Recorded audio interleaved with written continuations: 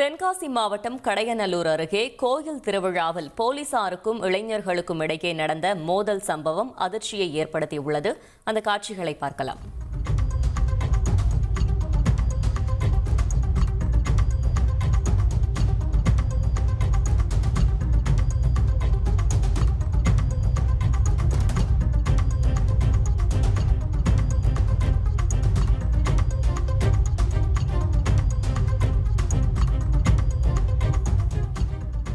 கூடுதல் தகவல்களை செய்தியாளர் சுலைமான் வழங்கிட கேட்கலாம். சுலைமான், வணக்கம். இந்த மோதல் சம்பவம் தொடர்பான மேலும் தகவல்களை சொல்லுங்க.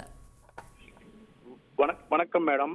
தென்காசி மாவட்டம் கடையநல்லூர் அருகே மேலச்சொக்கம்பட்டி பகுதியில் திருவிடாபுரம் என்ற ஒரு கிராமம் உள்ளது. இந்த கிராமத்திலே ஸ்ரீ உச்சி மாகாளி அம்மன் கோவில் திருவிழா வைகாசி 2ஆம் செவ்வாய்க்கிழமை நடப்பது வழக்கம். ஆண்டுதோறும் கோவில் திருவிழாக்களில் தொடர்ச்சியான முறையிலே பிரச்சனைகள் ஏற்படுவதனால் அங்கு நடைபெறக்கூடிய பாட்டு கச்சேரி, கேளிக்கை நிகழ்ச்சிகளுக்கு மாவட்ட காவல் நிர்வாகம் இரவு 10 மணிக்கு மேல் அனுமதி கொடுப்பதில்லை.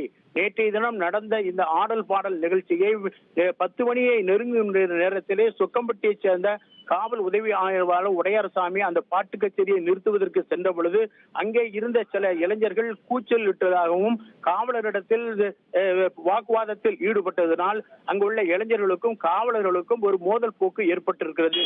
உடனே காவலர்கள் பொதுமக்களை கண்மூடித்தனமாக தாக்கும் ஒரு காட்சி தற்போது வீடியோ வைரலாக வந்து கொண்டு இருக்கிறது மேடம்.